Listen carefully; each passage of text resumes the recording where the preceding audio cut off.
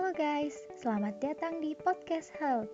Kali ini, saya bersama rekan saya akan membahas topik tentang demam berdarah. Teman-teman semua, tetap waspada ya. Demam berdarah cukup berbahaya loh. Yuk langsung saja kita bahas apa sih demam berdarah itu dan bagaimana pencegahannya. Kasus DBD di Indonesia.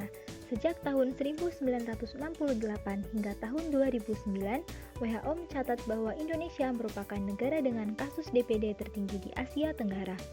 Data dari Direktorat Pencegahan dan Pengendalian Penyakit Tular Vektor dan Zoonotik, Kemenkes Republik Indonesia, pada tahun 2014, jumlah penderita mencapai 100.347 dan 907 orang diantaranya meninggal.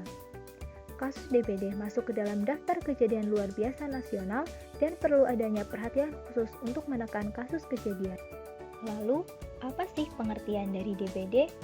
DBD atau demam berdarah dengue adalah penyakit yang disebabkan oleh salah satu dari 4 virus dengue. Demam berdarah merupakan penyakit yang mudah menular. Sarana penularan demam berdarah berasal dari gigitan nyamuk Aedes aegypti dan Aedes albopictus. Penyebab demam berdarah. Penyakit demam berdarah disebabkan oleh virus dengue yang ditularkan oleh nyamuk Aedes aegypti dan Aedes albopictus. Kedua nyamuk dapat menggigit di pagi hari sampai sore menjelang petang. Penularan terjadi saat nyamuk menggigit dan menghisap darah seseorang yang sudah terinfeksi virus dengue. Ketika nyamuk tersebut menggigit orang lain, maka virus akan tersebar. Hal tersebut terjadi karena nyamuk berperan sebagai medium pembawa virus dengue tersebut. Berikut adalah ciri-ciri nyamuk Aedes aegypti. Yang pertama, badan kecil berwarna hitam dengan bintik-bintik putih. Yang kedua, jarak terbang 50 hingga 100 meter. Yang ketiga, menghisap darah pada pagi hari sekitar pukul 9 hingga 10 dan sore hari pukul 16 hingga 17. Yang keempat, terdapat 2 garis lengkung yang berwarna putih keperakan di kedua sisi lateral dan 2 buah garis putih sejajar di garis median dari punggungnya yang berwarna dasar hitam. Yang kelima, panjang badan nyamuk sekitar 3 hingga 4 cm dan terdapat ring putih pada bagian kakinya. Yang keenam, bentuk abdomen nyamuk betinanya lancip pada ujungnya dan memiliki sersi yang lebih panjang dari sersi pada nyamuk-nyamuk lainnya. Ukuran tubuh nyamuk betinanya lebih besar dibandingkan nyamuk jantan. Tempat perkembangbiakan nyamuk DBD. Menurut Kemenkes Republik Indonesia tahun 2011, tempat berkembang biaknya nyamuk Aedes aegypti dapat dikelompokkan sebagai berikut. Yang pertama, tempat penampungan air untuk keperluan sehari-hari seperti drum, tangki reservoir, tempayan, bak mandi, dan juga ember. Yang kedua, tempat penampungan air bukan untuk keperluan sehari-hari seperti tempat minum burung, vas bunga, penangkap semut, bak kontrol pembuangan air, tempat pembuangan air kulkas atau dispenser, barang-barang bekas seperti ban, botol plastik, dan lain-lain. Yang ketiga, tempat penampungan air alamiah seperti lubang pohon, lubang batu, pelepah daun, tempurung kelapa, pelepah pisang, dan potongan bambu, serta tempurung coklat atau karet, dan lain-lain. Gejala umumnya timbul 4-7 hari sejak gigitan nyamuk dan dapat berlangsung selama 10 hari.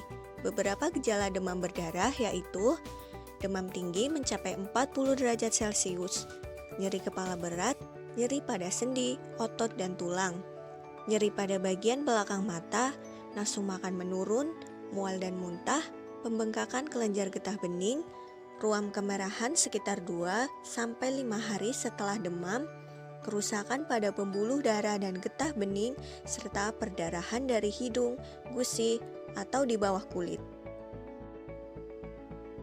Pencegahan terhadap penularan DBD dapat dilakukan dengan pemberantasan larva dan nyamuk Aedes aegypti dewasa. Yang pertama, pemberantasan nyamuk dewasa.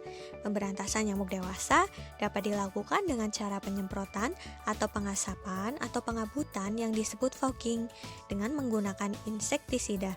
Hal tersebut berfungsi untuk membatasi penularan virus dengue dengan dilakukan penyemprotan secara 2 siklus dalam interval 1 minggu. Akan tetapi, tindakan ini harus diikuti dengan pemberantasan terhadap jentiknya agar populasi nyamuk penular dapat ditekan serendah-rendahnya. Yang kedua, pemberantasan larva atau jentik.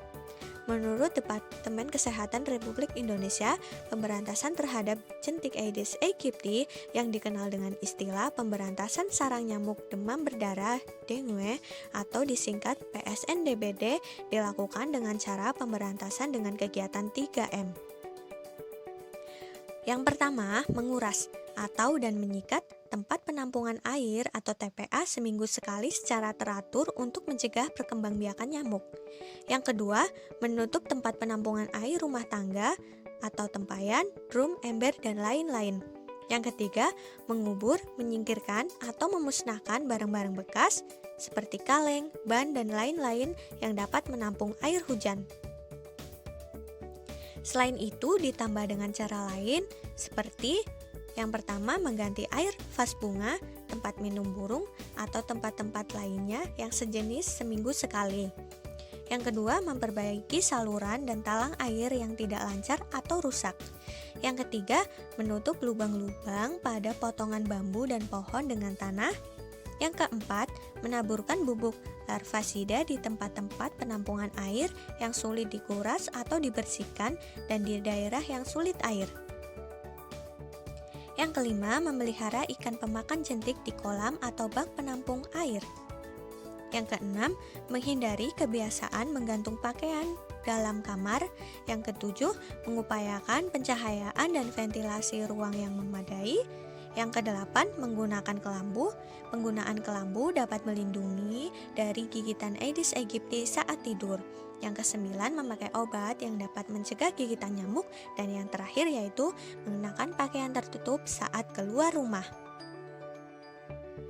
Nah, bagaimana nih tadi? Semoga setelah ini dapat lebih waspada lagi ya teman-teman.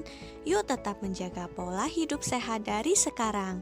Sekian podcast About Health kali ini. Semoga bermanfaat dan sampai jumpa lagi teman-teman untuk episode selanjutnya. Terima kasih, bye-bye.